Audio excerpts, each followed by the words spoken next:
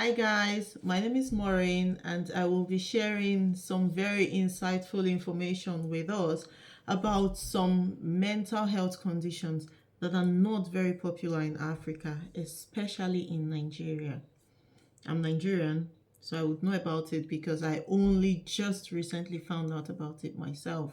And yeah, I felt the need to inform and educate most of us because we are all victims of this, but we don't know about it.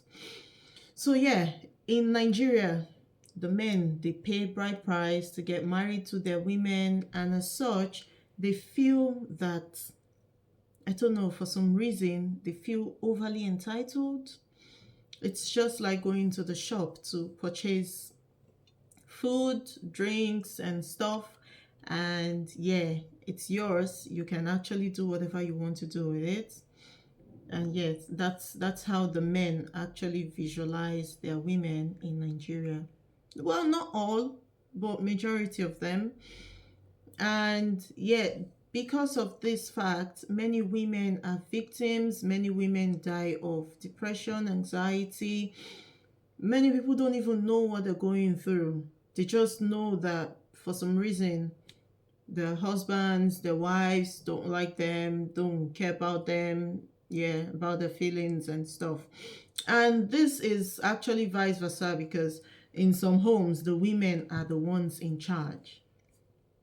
So yeah, it's vice versa. So I'm not just educating the women alone. I'm also educating the men, even children. Our parents, they must have done one of these things to us and made us feel less than in a way.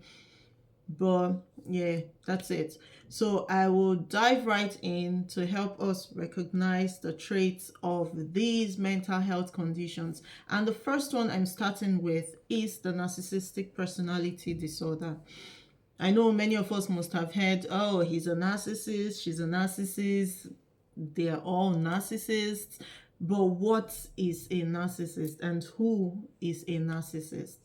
A narcissist is a person that doesn't really care about how you feel. They lack empathy, they're very self centered, very selfish. They feel they're the most important people in the world. They walk into the room and they want everybody there to worship them, especially their victims. Now, the victims are their spouses, their children, yeah, stuff like that. But majorly their spouses, because if I have a friend who is a narcissist and you behave in a certain way that I don't like, trust me, I'll cut you off. Probably after I have told you that you've done this and I don't like it, I will cut you off. But then imagine being married to a narcissist. You can't just wake up and cut the person off because marriage is an institution and it's supposed to be till death do you part. But then you'd have to tolerate and manage their excesses and live with these things at the cost of your own mental health. So yeah, I will be educating us on the traits and characteristics of a narcissist and how we can tackle and manage the situation. So the first one I'm going to be letting us in on is the manipulation. A narcissist is very manipulative. They're the most manipulative people on earth. Trust me on that one. They will do anything they can to make sure you're still within their reach, under their claws, bring you back into their toxic relationship. They will just do all they can to make sure they still have a hold on you. And manipulation is in the sense that they know your weaknesses. They will use your weaknesses about it. They will not hesitate. Um, it's also like maybe you have insecurities with your childhood, with growing up. with your business, with your life generally, and you feel, oh, this is my spouse, I can be vulnerable with them, I can share anything and everything with them, they will use that against you. They could go as far as telling you, well, it's because of the way you are, that's why nobody loves you. I'm the only one that can manage you. I'm the only one that can tolerate your excesses. I'm the only one that can, yeah, making themselves feel very important in your life and making you feel like you cannot leave them. Trust me, they're not the only ones that can tolerate your excesses. And probably you don't even have excesses. They're just making you feel like that just so they can have control over you. Yeah, and the second one is the gaslighting. Gaslighting is also a form of manipulation, but this time it is an intentional emotional manipulation. They won't go straight to the point, no, but they will mess with your sanity.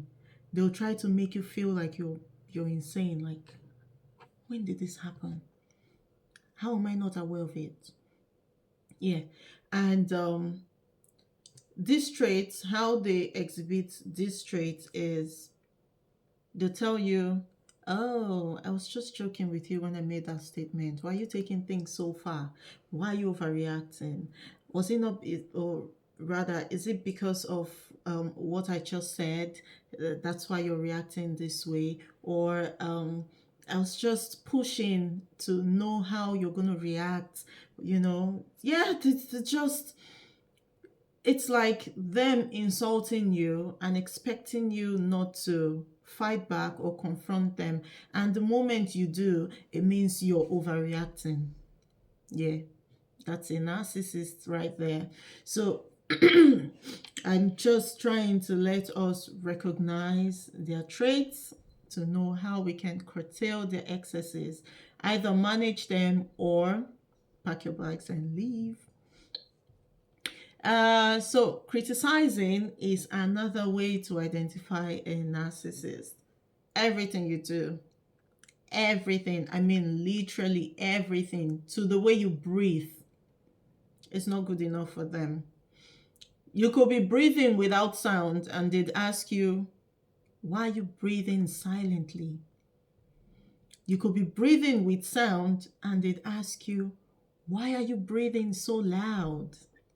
Yeah, that's how they are.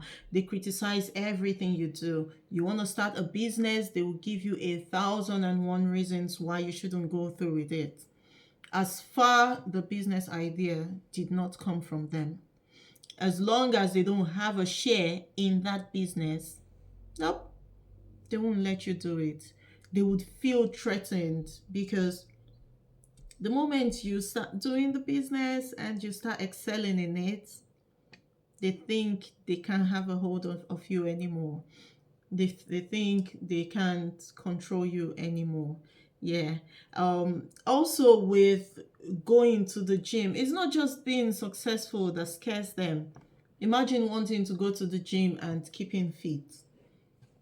Personally, I love food. I don't like to exercise. But then imagine you have like an underlying health challenge and you want to keep fit to make you feel better or to make you feel good about yourself. They will dissuade you about doing that.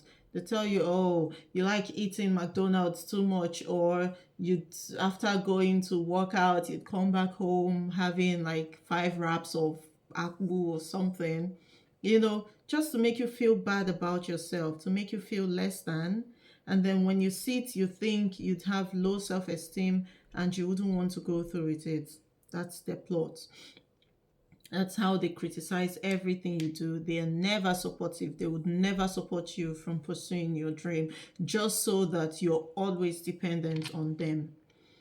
The fourth one is triangulation. Triangulation is involving a third party into your conflict. First party, second party, third party. That's a triangle there.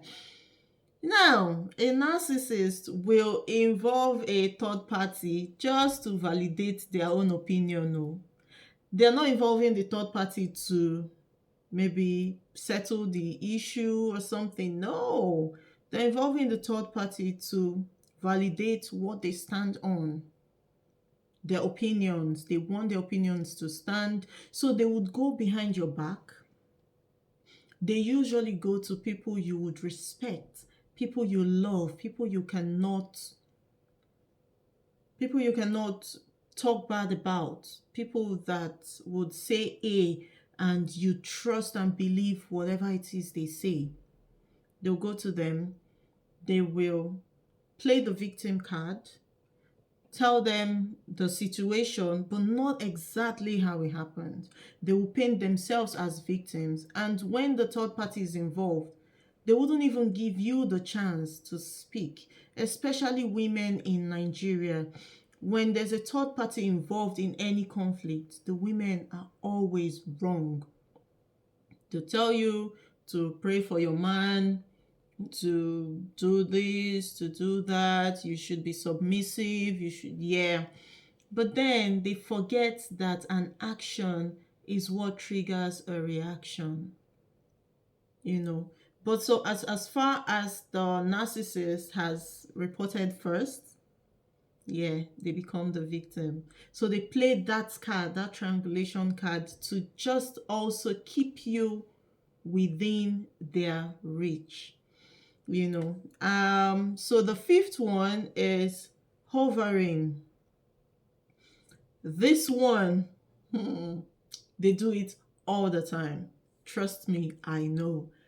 Hovering is when maybe you guys have had issues and you're seeming like, you're becoming distant from them. Oh my God, they will love bomb you. Like, they will be all over you.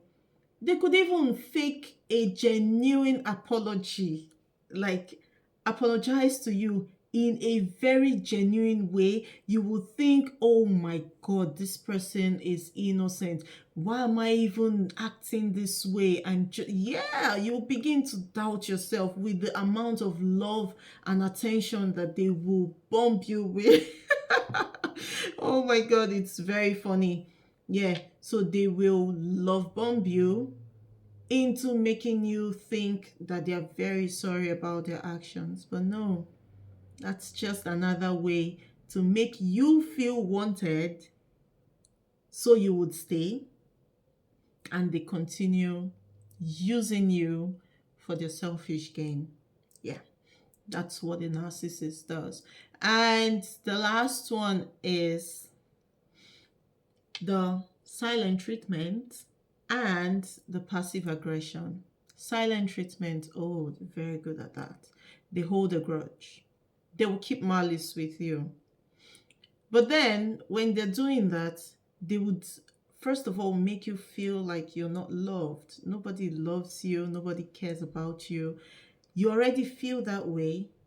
So giving the silent treatment will make you start apologizing to them for what you don't even know about. You would apologize to them for their own wrong, because you're not talking to me. Why are you not talking to me? You're my husband, you're my wife. I want to have a conversation with you. There are so many things that happened in the course of my day. I want to talk to you about it. But because maybe you did something that they don't like or something that goes against what they want, they give you the silent treatment. You don't want to start talking to different people about the situation happening at home, because it'll look like you're reporting your spouse. It's normal. You should try and sort your issues within yourselves. But so the silent treatment is also a way to get at you. And then there's the passive aggression. That one, they're indirectly blaming you for whatever it is, I don't know, but they will always indirectly blame you for something, make you feel like you're the one at fault. It's just like them giving you the silent treatment for their own for their own misconduct, and then they will tell you it's because you did this, that's why I'm doing this. Like, dude, why? You know, or maybe they go out and they're somebody upset them from outside and they come back home. They'd be like, if you were not very lazy, I wouldn't be doing two jobs and I wouldn't have to go out to the second job and have John insult me. So it's all your fault that John insulted them. Maybe probably they had a problem with John and John couldn't stand the excesses and insulted them. They would come back home and tell you that you're the reason why they were outside for John to insult them. Yeah, that's passive aggression. And they do it all the time. They do it all the time. They tell you you're the reason why they're not progressing. Maybe things are not working well for them because of the less efforts they put into them. They tell you, well, it's because of you. They tried these things are not working out for them. They could even bring your village people into it. I don't even know the kind of family you're from. Only heaven knows the forces that are behind you. Only heaven knows what you have put your hand into that is making me not to progress. Like, dude, you also have village people. Oh my God, yeah. So those are the traits that you can look out for. And when you recognize that the person has these traits, trust me, it's time to pack your bags and leave. Except if you can pull yourself together and stand up to them and fight back against them. Only then will you have peace of mind in your marriage, in your home, with your family, with your friends. Yeah. Trust me on that one. So if you enjoyed this video and you learned something from it, for either yourself, your friends, your family, kindly like, subscribe, and share, as you do not know whom you're going to be helping with this. Thank you and see you next time. Bye.